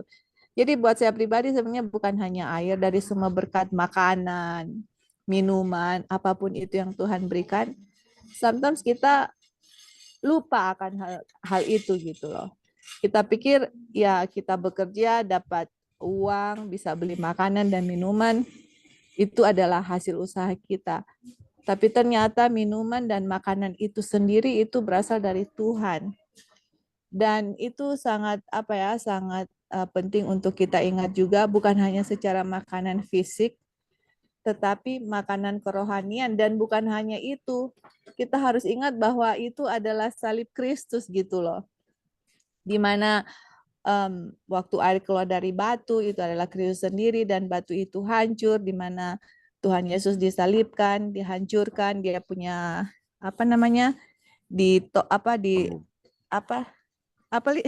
Lambung ditombak. Lambungnya ditombak terus hancur seperti batu itu dan keluar darah dan air, itu juga kan melambangkan itu. Jadi perjalanan bangsa Israel itu Tuhan mau menyatakan akan kehadirannya dan akan kuasanya dan akan kayu salib itu. Karena di chapter 1 ya, tadi saya coba baca lagi pas lagi Babes tadi mengenai kuasa Kristus, di mana Rasul Paulus mengatakan bahwa preaching about Christ and the cross is the power of God. Jadi kalau kita berbicara mengenai Injil, terus kita nggak berbicara mengenai kayu salib, ya enggak, bukan Injil itu sebenarnya teman-teman. Karena kalau berbicara mengenai Injil untuk menyelamatkan kita, karena itu adalah kuasa Tuhan, yang kita harus bicarakan apa sih sebenarnya? Coba, apa Injil itu apa gitu? Jadi saya coba baca lagi chapter 1, udah luar biasa ya, karena kita sudah sampai sini bahwa pekabaran mengenai Kristus dan preaching about Christ and Him that crucified, dengan Yesus yang disalibkan atau kayu salib, itulah kuasa Tuhan. No wonder waktu Wagner coba menyatakan mengenai Injil, dari 1 sampai sekarang ini kita melihat kuasa Tuhan, dan sekarang kita mulai difokuskan di kayu salib gitu. Ternyata waktu bangsa Israel keluar, Tuhan mau menyatakan dirinya kayu salib, dia mau kasih Injil untuk menyelamatkan mereka gitu. Jadi bukan hanya mau kasih keluar mereka dari Mesir untuk selamatkan atau masuk tanah Kanaan. Tuhan mau selamatkan, benar-benar mau selamatkan masuk heavenly Canaan, iya kan, di tanah Kanaan surgawi. Itu dia punya tujuan utama. Jadi untuk mereka bisa masuk di heavenly, di tanah Kanaan surgawi, Tuhan harus kasih Injil. Nah, mana Injil yang dikasih kepada bangsa Israel? Nah, ternyata yang Tuhan kasih kepada bangsa Israel mengenai kayu salib, yang dia nyatakan dari semua yang dia berikan kepada bangsa Israel, teman-teman. Dari waktu bangsa Israel keluar dari Mesir itu Passover, iya kan, Paskah. Dan semua yang Tuhan nyatakan untuk menyatakan kuasanya dan akan salib itu, di mana Tuhan itu nyata ada kehadirannya di kita, dan mana kita diselamatkan hanya dengan kuasa Tuhan, hanya dengan kematian Kristus, darah, kehidupan Kristus, itu yang Tuhan menyatakan kepada bangsa Israel, dan dia menyatakan kepada kita juga. Aduh, jadi pas baca ini jadi terkesan sekali ya, yang mana Tuhan, God is trying untuk reveal himself untuk kita, menyatakan dirinya kepada kita, cuman kita ini terlalu buta dan terlalu tidak peduli gitu loh. Kayak orang nih, kayak misalnya seorang anak datang kepada maminya ya, mami, I'm here, saya di sini, tapi maminya terlalu sibuk mungkin dengan Facebook, sosial media, ngomong sama orang atau apa, nggak peduli sama anak itu, dan anaknya itu trying untuk mau ambil attention sama kita. Ya begitu juga Tuhan mau kasih tunjuk, mau coba untuk pay attention itu apa yang dia mau nyatakan sama kita, tapi kita sometimes lupa. Makanan, minuman ini ya, hal-hal praktek yang kita lihat dalam kehidupan kita sehari-hari, kita lupa bahwa itu semua dari Kristus gitu. Dan bukan hanya itu, Kristus menyatakan akan kayu salib itu sendiri, teman-teman. Air ini yang keluar dari tubuh saya, inilah saya gitu. Ini kehidupan saya mau kasih kepada kamu. Aduh, luar biasa. Ini luar biasa ya teman-teman. Jadi kalau kita nggak menyadari itu, ya sama Wagner bilang, sama kita dengan bangsa Israel, kita nggak lihat kayu salib. Makanya Rasul Paulus bilang, kayu salib itu adalah power of God untuk menyelamatkan bagi orang yang wise, tetapi orang yang perish, orang yang akan binasa itu foolishness, kebodohan gitu. Jadi pas kita belajar ini, orang-orang lihat bodoh banget, atau kita nggak perlu bilang ini satu kebodohan, tapi kita secara pas belajar ini kita nggak mau lihat Kristus juga gitu loh. Suatu hal yang apa sih yang kita belajar seperti itu, nggak peduli, dan kita nggak bisa lihat Kristus dari makanan, dari minuman, dari semua cerita yang kita pelajari, kita nggak lihat Kristus, nggak lihat kayu salib. Tapi teman-teman, Tuhan menyatakan dirinya di kayu salib. Mudah-mudahan ya, dan saya juga sendiri, mudah-mudahan kita bisa melihat kayu salib itu gitu loh. Kehadiran Kristus itu, kuasa Kristus, kehadiran Kristus yang nyata dalam hidup kita gitu loh. Mudah-mudahan kita bisa melihat itu, dan bukan hanya bisa melihat tapi merasakan itu, bahwa kayu salib Kristus sendiri, walaupun kita nggak lihat secara mata kita, tapi dengan kita tahu dengan iman real dia itu ada dalam diri kita dan mau menyelamatkan kita. Oke, thank you Li, itu aja, thank you. Ya, terima kasih. Oke, tadi Pastor Jackie menambahkan, silakan. Ya, terima kasih kesempatannya. Terima kasih pelajaran pagi hari ini. Kembali diingatkan eh, membuka mata kita untuk melihat literal dan lambang. Hmm. Jadi apa yang dilihat mata, ya itulah batu, kemudian keluar air, itu yang dilihat mata kan? Iya, Maka lambang itu kan? iya, Itu iya. lambang. Hmm. Tapi di pelajaran ini diingatkan lagi, supaya kita bisa merasakan pimpinan Tuhan itu, maka lambang itu harus kita lihat dengan iman menjadi hal yang nyata. Seperti itu. Jadi mudah-mudahan ini bukanlah suatu kontroversi ketika pena inspirasi roh nubuat Nyonya White katakan lambang, Iya, iya. lalu kemudian Wagoner Saya bilang katakan literal ya. literal. Wagoner ingin menyatakan bahwa dengan iman kita harus terima itu sesuatu yang nyata gitu, sesuatu yang nyata. Terima kasih Joy, ingatkan kita kepada salib. Iya. Ketika kita menerima Yesus, kita dibaptiskan dikatakan ketika kita dibaptis kita ingat diri kita mati bersatu dengan Yesus di kayu salib. Nah, ini kita harus ngelihatnya secara nyata gitu loh. Nyata bahwa ketika Yesus disalib, saya ada di sana. Gitu loh. Saya ada di sana. Karena yang ditanggung Yesus itu adalah dosa saya. Kalau saya nggak membayangkan itu, sepertinya enggak. Sepertinya saya memang betul-betul belum mati nih. Betul. Saya harusnya berada di kayu salib bersama-sama dengan Yesus dan sudah mati. Saya itu merasakan realitanya bahwa saya sudah mati bersama-sama dengan Kristus, disatukan dalam kematiannya. Dan sebagaimana Kristus dikuburkan, ya ketika kita dibenamkan, kita merasa bahwa kita juga sudah dikuburkan bersama dengan Yesus. Lalu kemudian merasakan juga ketika kita keluar dari air, sebagaimana Kristus dibangkitkan, kita juga, nah ini literalnya ya, nyatanya dengan iman kita harus merasa bahwa kita bangkit dalam hidup yang baru, yang sudah dipersatukan dengan Kristus. Dipersatukan dengan Kristus. Lalu kemudian, karena kita sudah dipersatukan dengan Kristus, ini juga ya, air, mana, itu kan roti, mana, itu dari sorga, dari Tuhan. Adakah Tuhan beserta dengan kita? Itu tidak akan menjadi pertanyaan lagi ketika saya makan, sekarang ini ketika saya makan, itu saya mengingat diri saya mungkin kalau sebagai bayi, lagi diberikan susu ASI, itu akan selalu memandang kepada wajah mamanya, dilihat-lihat gitu. Jadi ketika sudah mulai menanjak remaja, nggak ada penghasilan kita, semua sumber itu berasal dari Tuhan. Nah sekarang itu kan lambang yang kita lihat, tetapi kita harus merasakan dengan iman itu jadi nyata bahwa Allah yang sedang memelihara kita, yang sedang memberi makan kita, yang sedang memberi minum kita.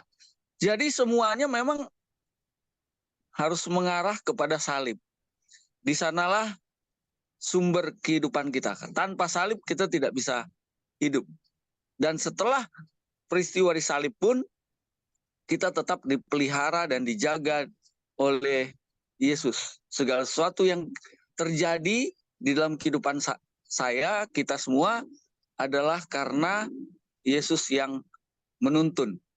Dan itu harus menjadi suatu hal yang nyata. Walaupun kita tidak lihat kehadiran Yesus, tapi itu harus menjadi nyata. Dengan iman kita harus ada kenyataan. Ya, kita lihat Elisa ya dengan bujangnya. Bujangnya tidak melihat. Betul. Ada malaikat-malaikat di sekeliling. Tapi kenapa Elisa bisa lihat? Hmm. Itu saya kira dia juga melihatnya itu dengan mata iman ya, bukan sekedar kenyataan dia lihat ya. Jadi kita juga harus melihat dengan mata iman kita bahwa Yesus sedang suap saya nih ketika saya makan. Hmm. Kalau saya masih kanak-kanak gitu ya, perlu disuapin. Ya, tapi kalaupun saya makan, yang jelas bahwa itu adalah berasal dari orang tua saya. Ini dari Bapa saya yang di sorga, dari Yesus Kristus sendiri yang senantiasa memelihara kehidupan saya. Terima kasih.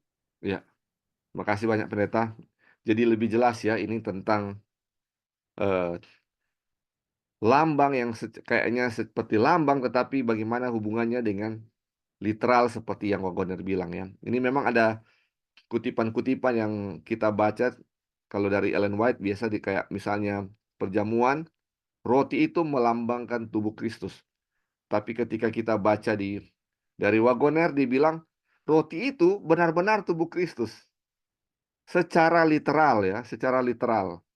Jadi mana yang betul? Ini lambang kah? Ini literal kah?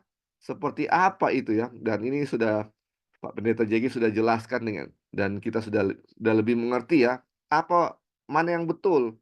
Apakah ini lambang atau literal? Dan memang betul ya.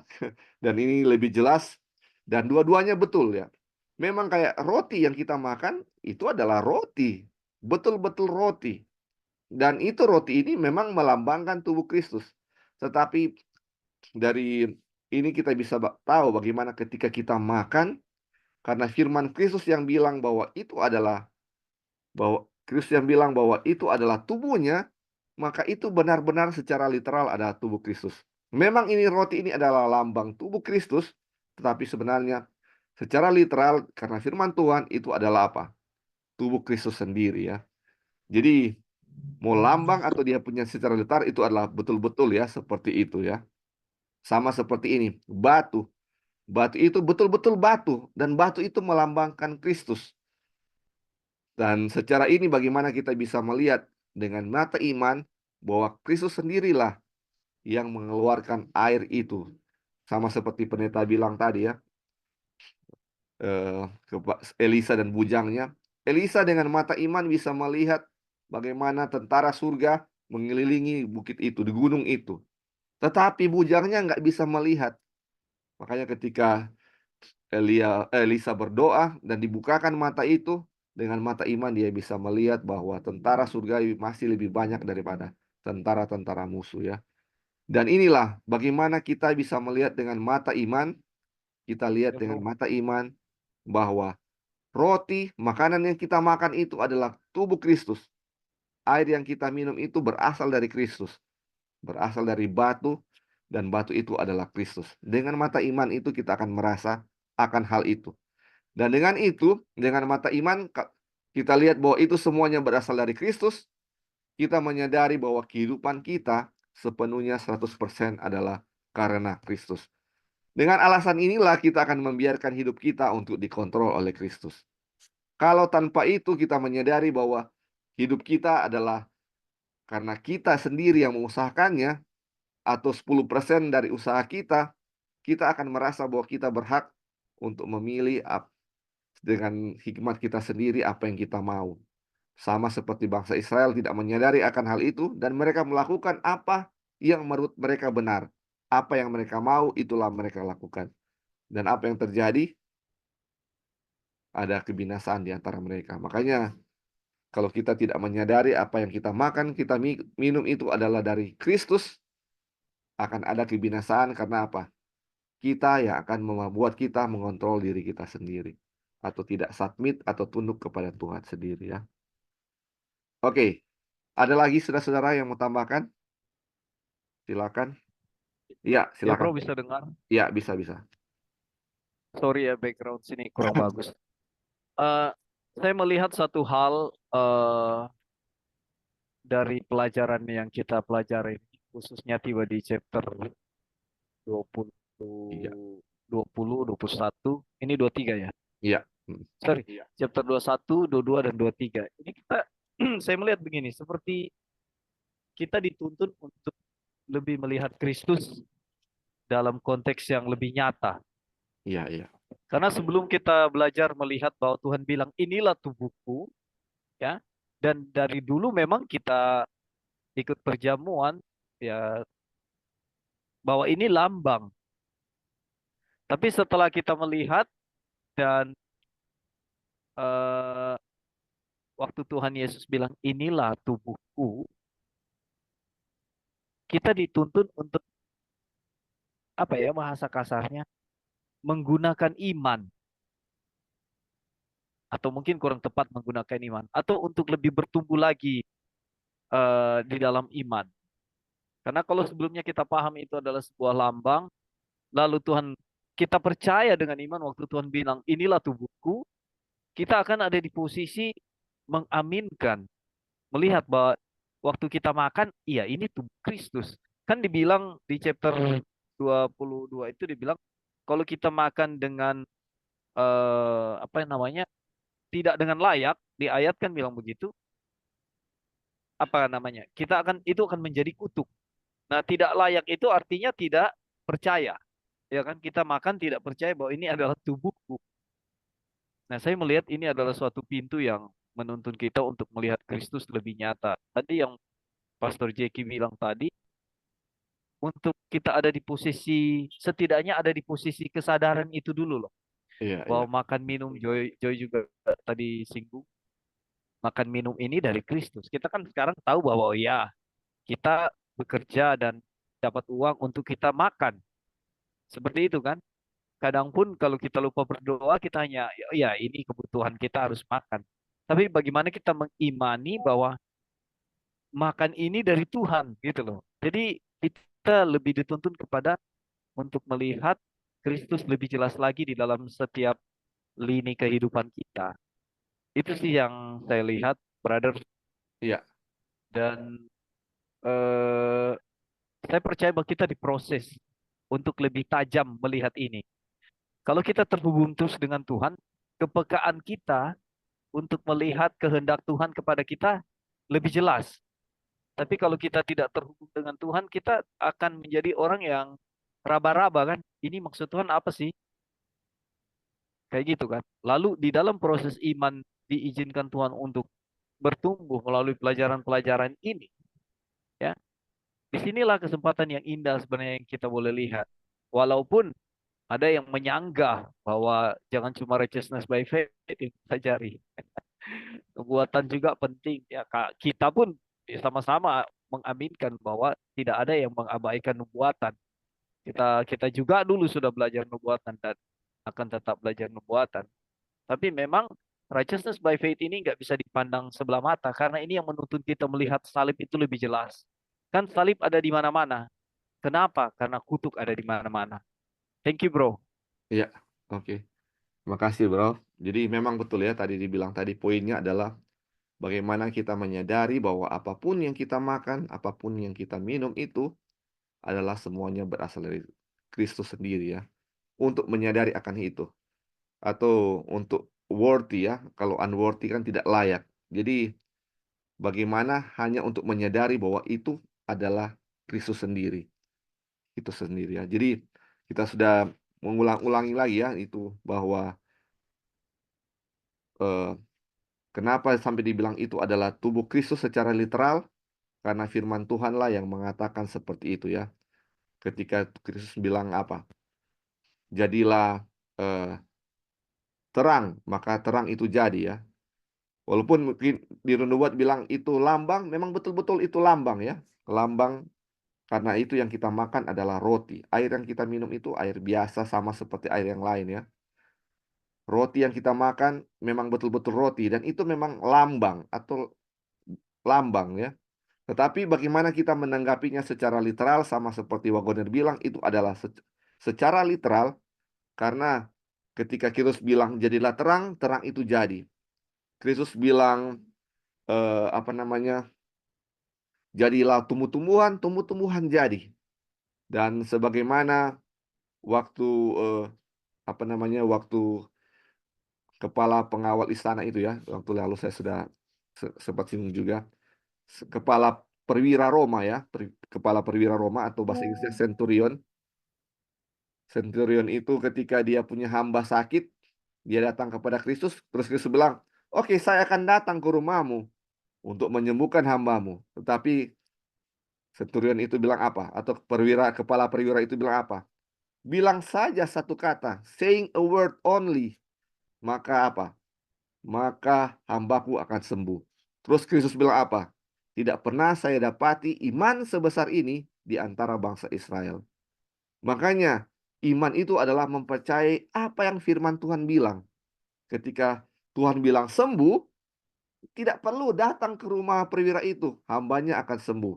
Ketika Tuhan bilang jadilah terang, maka terang itu jadi karena firman itu memiliki kuasa. Makanya ketika roti itu dibilang inilah tubuhku, firman yang sama yang menjadikan bilang jadilah terang menjadi terang, firman yang sama yang bilang inilah tubuhku, maka ketika roti yang kita makan itu adalah benar-benar tubuh Kristus secara literal. Dengan apa? Dengan kuasa Tuhan, dengan firman Tuhan yang bilang apa? Inilah tubuh saya. Inilah tubuh saya. Makanya ketika Wagoner menuliskan ini dia bilang apa? Itu adalah apa? Literal tubuh Kristus. Makanya setiap kita makan, kita harus menyadari bahwa apa yang kita makan adalah tubuh Kristus. Dan tubuh Kristus itu dibilang tubuh Kristus mendatangkan kesehatan dan kekuatan. Itu yang lalu kita baca. Makanya untuk makan, kita tahu bahwa apa yang kita makan adalah Kristus. Makanya kita akan makan sesuatu yang paling murni. Paling murni. Dan semua yang bertumbuh adalah murni ya. Makanya dibilang disarankan untuk apa? Makan tumbuh-tumbuhan. Makan apa? Apa yang keluar dari dalam tanah ya. Sama seperti hewan itu juga memakan apa? Memakan tumbuh-tumbuhan. Dibilang kalau kita makan hewan, kita makan kayak misalnya hewan makan tumbuh-tumbuhan dan kita makan hewan tumbuh-tumbuhan yang diperoleh manfaat yang diperoleh hewan dari tumbuh-tumbuhan dia dapat oleh 100%. Tapi setelah di dalam tubuhnya dia ada merosot dia punya kegunaan ya di dalam tubuh hewan dan dibilang kalau kita makan daging atau tubuh hewan, kita makan apa?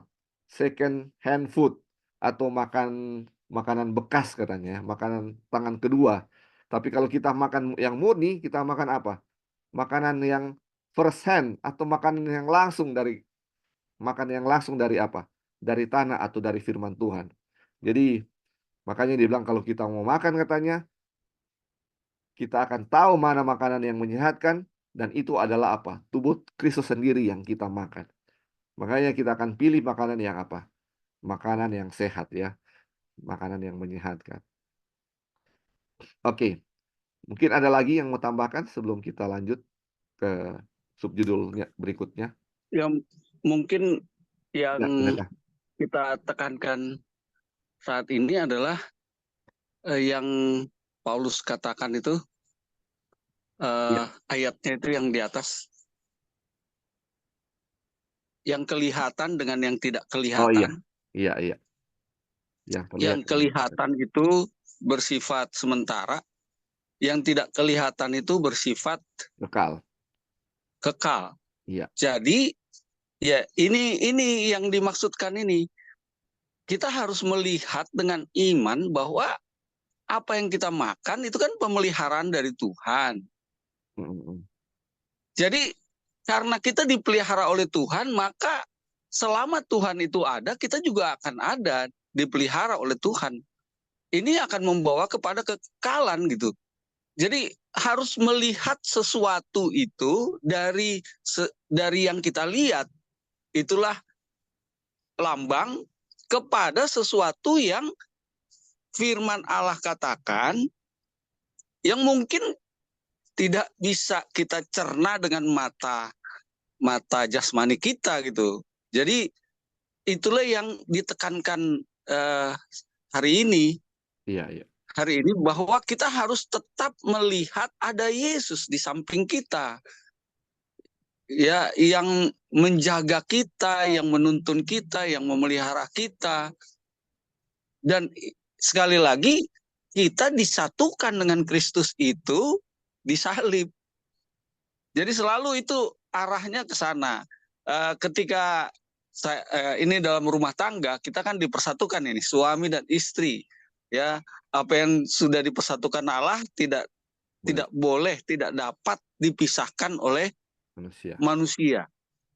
Jadi kita menjaga keutuhan rumah tangga ini kan, kita menjaga keutuhan rumah tangga, dan pelajaran dari Hawa kenapa dia jatuh dalam dosa, dia berpisah dengan Adam.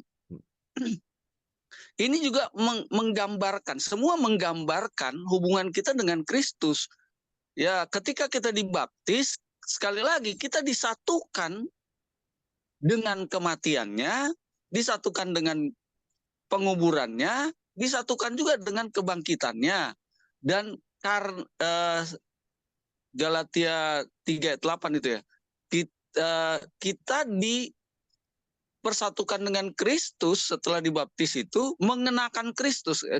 Jadi artinya kemana-mana kita pergi, itu membawa nama Kristus. Tapi sebenarnya bukan hanya sekedar membawa nama Kristus, tapi kita harus yakin bahwa Yesus itu memang selalu ada di sisi kita. Jadi ini hal-hal yang nyata itu harus yang tidak kelihatan harus direalisasikan dengan iman di kenyataan kita sehari-hari gitu. Walaupun kita tidak lihat Yesus itu ada di samping kita, kita harus lihat bahwa ada Yesus di samping kita. Makanan, nggak ada disediakan makanan, nggak kekurangan kita.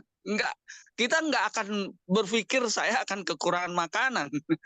Saya tidak akan berpikir saya akan kehausan. Karena ini Tuhan ada, memang nyata gitu, bukan hanya bayangan, atau bukan hanya tadi simbol. Kenapa? Karena saya butuh yang kelihatan. Tidak, kita harus melihat itu suatu hal yang tidak terlihat itu harus menjadi kenyataan. Kata kenyataan inilah yang disebutkan mungkin pengertian dari Wagoner literal tadi. Jadi mudah-mudahan jangan sampai kita salah mengerti pernyataan literal itu. Sebenarnya ini adalah merupakan suatu hal yang nyata. Apa definisi iman? Ibrani 11 ayat 1. Ya, iman adalah bukti dari segala sesuatu yang tidak kita lihat. Jadi tidak kita lihat, tapi dengan iman kita lihat itu bukti. Artinya bukti adalah kenyataan gitu, nyata di depan kita. Jadi itulah yang disebutkan dengan pengertian literal. Terima kasih. Nah, baik, terima kasih Pendeta sudah meluruskan dan lebih menjelaskan ya tentang yang tak terlihat dan yang terlihat ya, the seen and the unseen. Jadi Kristus yang tidak terlihat, ketika kita bisa melihat dan menyadarinya bahwa dia bisa lebih nyata dari apa yang terlihat ya. Oke, mungkin ada lagi yang mau tambahkan saudara-saudara? Halo Li. Ya, silakan. Ya, jadi sekali lagi thank you ya Pendeta Jeki atas penjelasannya.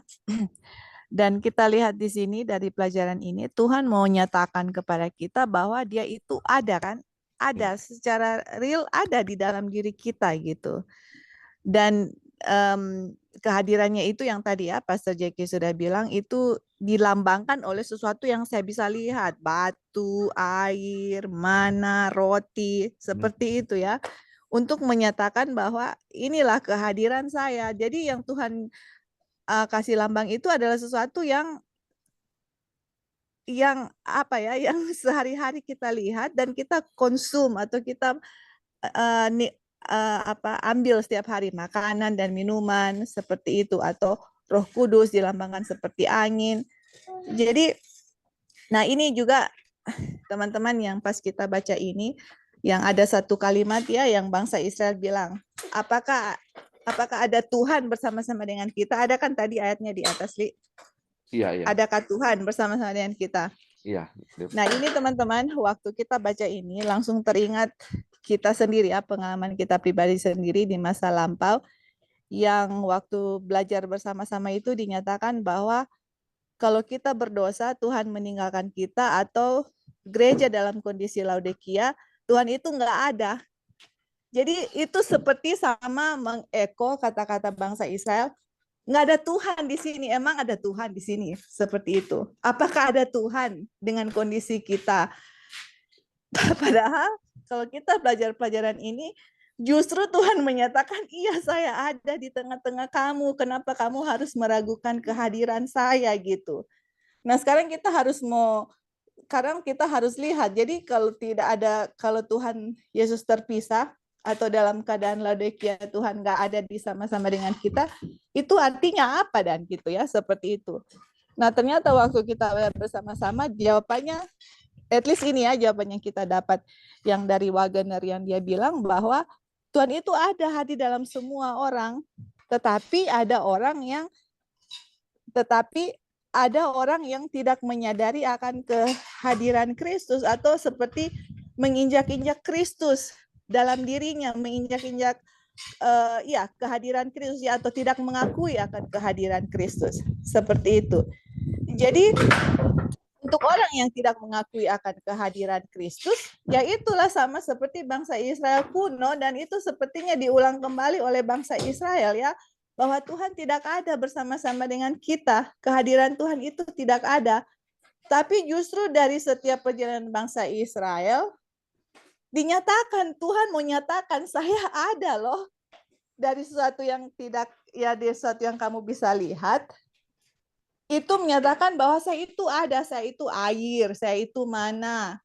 Ada di bersama-sama dengan kamu, saya itu tidak meninggalkan kamu gitu. Kamu aja yang tidak menyadari akan kehadiran saya. Sepertinya teman-teman kita mengulangi lagi, bangsa Israel bilang, is there Lord among us? Apakah ada Tuhan dalam kita? Tuhan sudah meninggalkan kita loh. Jadi kalau Tuhan sudah meninggalkan kita, kalau Tuhan meninggalkan kita, itu artinya apa teman-teman? Kita akan mati, karena Tuhan itu air, Tuhan itu dilambangkan air yang kita bisa lihat, Tuhan itu dilambangkan makanan yang kita bisa makan. Ya kalau Tuhan tidak ada, kita mati. Tuhan itu sumber kehidupan gitu. Nah berarti kalau Tuhan ada bersama-sama dengan kita, itu artinya saya masih hidup, masih bisa bernapas, masih bisa makan, masih bisa minum, Tuhan yang menyuplai. Jadi kalau kita bilang Tuhan tidak ada bersama-sama dengan kita, berarti secara tidak langsung saya bilang ini makanan saya yang dapat sendiri dari saya, minuman saya dari saya. No wonder kita menjadi self-righteous. Nah itulah teman-teman hasil dari orang-orang yang menyatakan Tuhan tidak ada bersama-sama dengan kita. Tuhan sudah tidak ada bersama-sama dengan kita. Jemaat Laodikia, Tuhan tidak ada. Kita berdosa, Tuhan tidak ada. Ujung-ujungnya pasti self-righteous. Kenapa? Karena mereka tidak menyadari akan kehadiran Tuhan seperti itu. Kalau kita menyadari akan kehadiran Tuhan dengan makanan yang kita makan, minuman yang kita minum, dengan hal-hal yang kita bisa lihat bahwa itu semua dari Tuhan, itu Tuhan menyatakan kuasanya dan tidak ada sesuatu dari kita sendiri gitu ya. Semuanya itu berasal dari Tuhan. Tapi di saat kita mau menyatakan Tuhan tidak ada, di saat kita berdosa kita harus berbuat baik dulu baru Tuhan hadir, berarti ada sesuatu dari kita yang saya bisa lakukan untuk jadi benar. Saya nggak perlu Tuhan gitu loh. Ujung-ujungnya saya akan menjadi self-righteous. Dan apa akhirnya? Menjadi saya lebih benar dari orang lain, menunjuk orang lain yang salah, dan seterusnya, dan seterusnya. Tidak menyadari bahwa kehidupannya itu bergantung kok semata-mata hanya kepada Tuhan itu sendiri. Jadi ini pelajaran teman-teman sangat luar biasa ya untuk berikan kepada kita bahwa Tuhan ada bersama-sama dengan kita. Tuhan hadir dan Tuhan mau menyatakan kuasanya kepada kita. Yang tadi Pendeta Jackie bilang, waktu kita Yesus disalibkan, kita juga disalibkan seperti suami dan istri satu gitu loh. Yesus dikuburkan, saya juga dikuburkan dosa saya. Yesus dibangkitkan, saya juga dibangkitkan hidup kembali. Jadi saya dengan Yesus itu satu, nggak bisa dipisahkan lagi gitu. Sekarang pertanyaannya, apakah saya akui, saya sadar seperti itu? Atau saya tidak mau menyadari akan hal itu? Justru hal itu dinyatakan kepada bangsa Israel. dalam perjalanan mereka keluar dari Mesir sampai memasuki tanah Kanaan, itu dinyatakan kehadiran Kristus. Salib itu penyatuan antara Kristus dengan umatnya, itu dinyatakan Tuhan bersama-sama dengan kamu. Tuhan tidak meninggalkan kamu. Jadi setiap Injil yang menyatakan, setiap orang yang mengaku menyatakan Injil dan bilang Tuhan meninggalkan kamu, itu sama-sama persis dengan bangsa Israel yang bersungut-sungut, apakah ada Tuhan di tengah-tengah kita? Seperti itu ya teman-teman. Jadi dengan melihat pelajaran ini kita harus menyadari kehidupan kita benar-benar sepenuhnya fisikal, spiritual, semuanya itu toh dari Tuhan. Tidak ada dari saya pribadi ya teman-teman. Dan itu kita juga harus menyadari bahwa kita itu dengan Tuhan itu satu. Kalau tadi ya Pendeta Jaki bilang, disalibkan, saya juga disalibkan, dosa saya disalibkan, dikuburkan, dosa saya dikuburkan teman-teman. Saya yang harusnya disalib seperti itu. Waktu Yesus disalib, saya juga turut tersalib gitu loh. Kehidupan saya berdasarkan asas kehidupan Kristus sendiri, tidak ada dari saya lagi gitu loh. Seperti Tuhan Yesus kasih perumpamaan, seperti pohon. Dia punya cabang-cabang itu hidup karena bersatu dengan dia punya vine ya, apa dia punya bahasa Indonesia, pokok anggur gitu. Nah itulah saya gitu loh. Kalau saya terputus dengan Tuhan, apakah ada kehidupan? Ya nggak ada. Kehidupan kita hanya karena kita semata-mata bersatu dengan Kristus. Nah itulah yang kita harus lihat dan kita harus akui dan imani di dalam kehidupan kita sehari-hari, bahwa Tuhan mau menyatakan diri dan mau menunjukkan bahwa dia itu selalu bersama-sama dengan kita. Oke, thank you, Li. Ya, thank you. Jadi mungkin dari awal ya punya masalah ya, ketika tidak ada air. Mungkin orang Israel berpikir kalau ada Tuhan di situ, tidak mungkin mereka kehausan. Jadi kalau ada Tuhan, semuanya pasti ada. Kalau ada Tuhan, pasti makanan akan berkurangan, minuman tidak berkurangan. Jadi ketika air tidak ada, wah nggak ada Tuhan kali di sini. Mereka nggak bisa melihat bahwa ada Tuhan di sepanjang perjalanan mereka ya. Makanya ini yang coba dibilang ya, bahwa ketika hal ini terjadi, Tuhan selalu ada ya. Ketika mereka haus, bukan berarti Tuhan tidak ada di sana. Tuhan tetap ada di sana ya. Oke, masih ada lagi saudara-saudara yang mau tambahkan? Kalau sudah tidak, kita lanjut ya. Dia punya subjudul. Oh ya, silakan. Pastor Christian mau tambahkan, silakan. Tadi mau tambahkan? Oh, belum ya. Dia punya subjudul sumber air. Dari manakah asal air yang kita minum setiap hari? Dari bumi, kata orang. Bagus sekali, itu benar. Tetapi apakah bumi sendiri yang memproduksinya? Adakah sebuah reservoir air di bagian dalam bumi yang mengisi kembali dirinya sendiri dan memungkinkan sungai-sungai itu mengalir terus selamanya? Bukankah ada sesuatu yang mengagumkan dalam persediaan air yang terus-menerus ini? Jadi, ini kita lihat ya, kalau ada mata air, itu kayak nggak habis-habis. Apakah memang ada reservoir air dalam bumi ini sehingga kalau habis dia isi lagi terus-menerus, begitu terus selamanya, terus-terusan ya. Nah, kita lihat ya, ini sesuatu yang mengagumkan ya. Ada persediaan air yang terus-menerus. Terus dibilang, oh tidak, persediaan air di dalam bumi dijaga tetap konstan oleh hujan yang turun dari langit. Ya, itu memang benar dan sangat nyata. Tetapi bagaimana air itu bisa sampai ke langit? Oh, tidakkah kamu tahu itu? Air itu naik dari bumi dalam bentuk uap dan terbentuk menjadi awan. Begitulah, dan itu membawa kita pada pertanyaan pertama. Bagaimana ia bisa sampai ke bumi? Wah, saya baru saja bilang ia datang dari langit. Ya, memang benar. Hujan turun dari awan dan awan menerimanya dari bumi. Dan untuk kemudian dikembalikan lagi ke bumi. Dan begitulah seterusnya tanpa henti.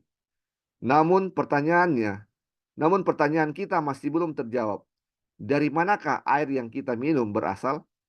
Apakah air itu ada dengan sendirinya? Kita lanjut ya saudara-saudara. Hanya ada satu jawaban yang mungkin. Kita tidak tahu bahwa air itu berasal dari Allah, dari tahtanya.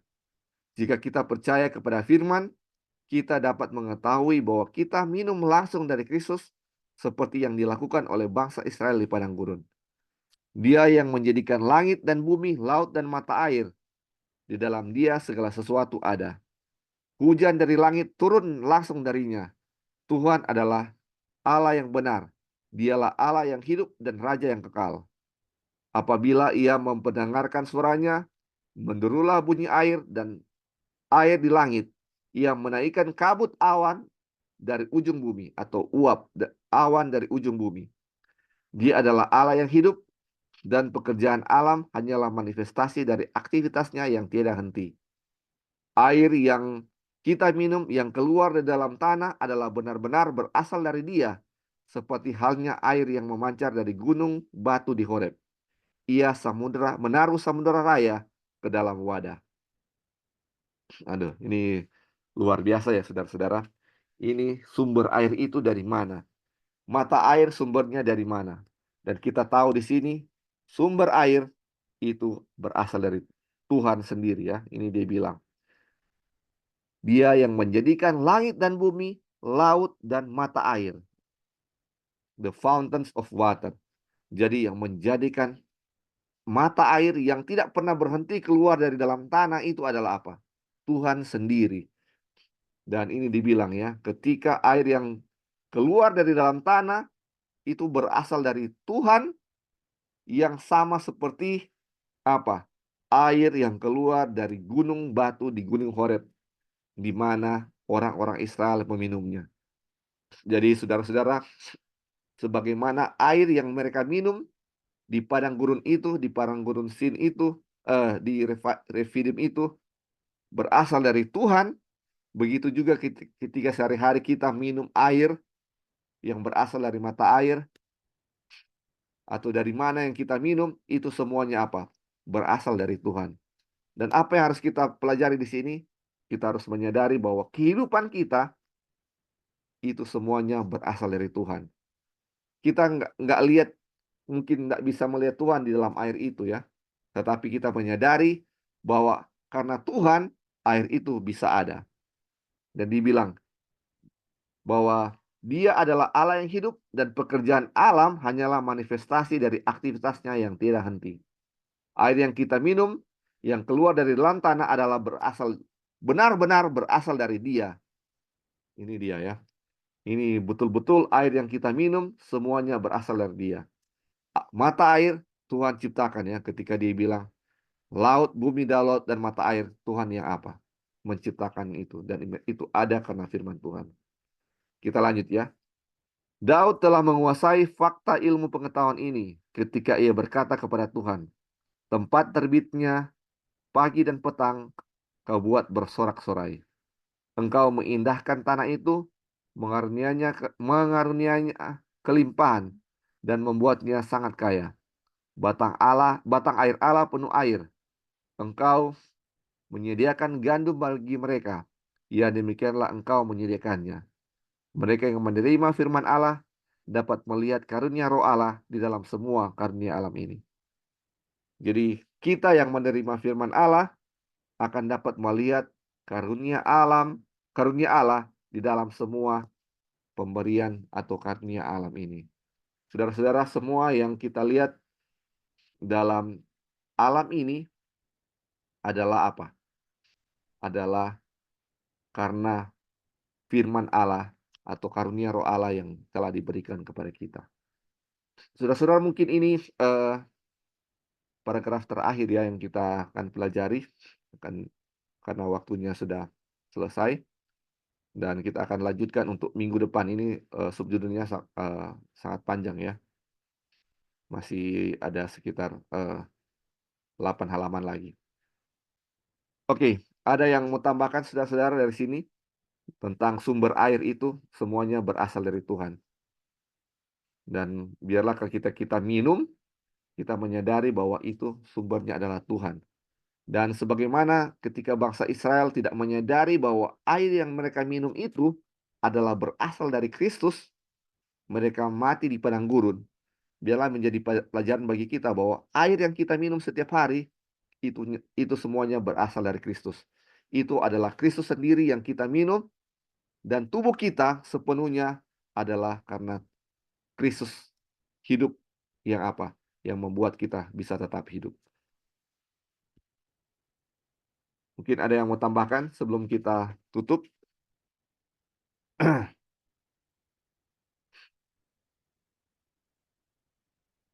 Jadi pertemuan berikut kita akan mempelajari tentang bagaimana kita akan membiasakan diri dengan keajaiban ya.